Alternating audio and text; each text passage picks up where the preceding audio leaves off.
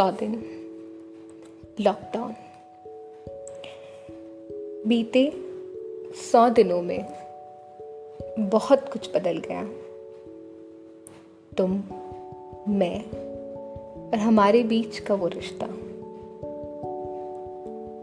प्यार की मिठास, कड़वाहट में, सुकून, बेचैनी में।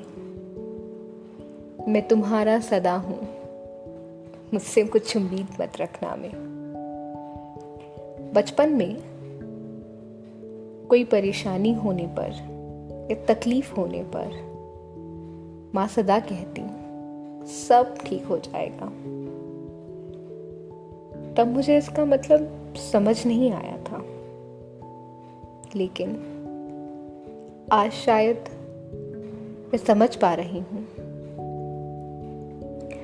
किसी से बिछड़ने का डर और पीड़ा को सहजता से गहन कर लेना ही जीवन है। इसी एक पल को मैं आपके साथ साझा करने जा रही हूँ। सुनिए। रात के लगभग 3 बज रहे हैं। अचानक लगता है यूं ही कुछ दिन सोते सोते बीत गए हैं। आज की तारीख देखने पर आश्चर्य होता है। हिसाब लगाने बैठो तो पुराने दिन धुंध में नजर आते हैं। जिंदगी में कुछ साथ रहता है और कुछ छूट जाता है। क्या सच में कुछ छूट जाता है हमेशा के लिए? क्या इस जन्म में उससे फिर मिलना नहीं होगा? इन सब विचारों के बीच अचानक दिल अपनी एक धड़कन खो देता है। हाथ माथा सहलाने लगता है। गहरी सांस लेने पर आंखों के किनारे पानी नजर आता है। ऐसा जब होता है जब कभी तुम्हारा नाम कहीं दबे हुए के बीच से छूट जाता है। ओ मेरे अधूरे गीत। मेरे लिए छूटे हुए प्रेम और अधूरे गीत के बारे में बात करना एक जैसा ही है। दोस्तों की बातों में, दफ्तर की परेशानियों में, अकेली शामों के बीच मैंने तुम्हें कहीं भीतर दबा रखा है। छुपाया नहीं है, तुम छूट गए हो। मैं तुम्हें अब लिख नहीं सकती हूँ। तुम्हारे साथ खरीदे जूते अब काटते हैं। उनमें रहकर बहुत दूर चला नहीं जाता है। ये जूते तब भी मुझे काटते थे। मुझे लगता था वो जूते ही क्या, जो हर चाल में अपनी उपस्थिति न दर्ज कराएं। अब तुम अनुपस्थित हो। जैसे मेरा पुराना घर नए घर में अनुपस्थित है।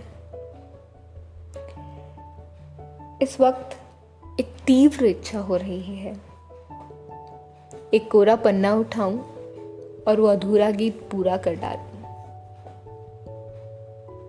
मैं तुम्हें महसूस कर सकती हूँ,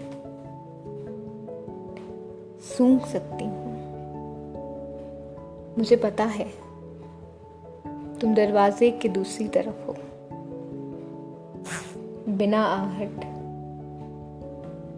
तुम मेरे कोरे पन्ने की तरफ बढ़ने का इंतजार कर रहे हो। लेकिन अब मैं गीत नहीं लिख सकती। कितनी क्रूरता थी इस बात में कि तुम मुझे छोड़कर चले गए। तुम्हारे जाने के बाद कितनी लंबी शामें, गहरी रातें, नीरस दोपहरें मैंने इस कोरे पन्ने के सामने बिताई है, लेकिन तुम वापस नहीं आए। दूसरे जब अपना गीत सुनाते तो मुझे लगता कि मेरा ही तो गीत है जब उनके साथ रहने लगा है। जलन, घनघोर जलन। गीत असल में बहुत समय तक कहीं टिकता नहीं है। अब आजकल मैं अपने दफ्तर के कामों में, दोस्तों की बातों में, अकेली शामों में उससे कहीं मिल लेती हूँ। हम कुछ देर बैठकर बातें करते हैं, साथ चाय पीते हैं और कुछ देर बाद मैं उसे चले जाने के लिए कहती हूँ। अब वो ज़्यादा बुरा नहीं मानता है। मुझे भी अब इसका दुख नहीं होता है। बीते 7 दिन लॉकडाउन।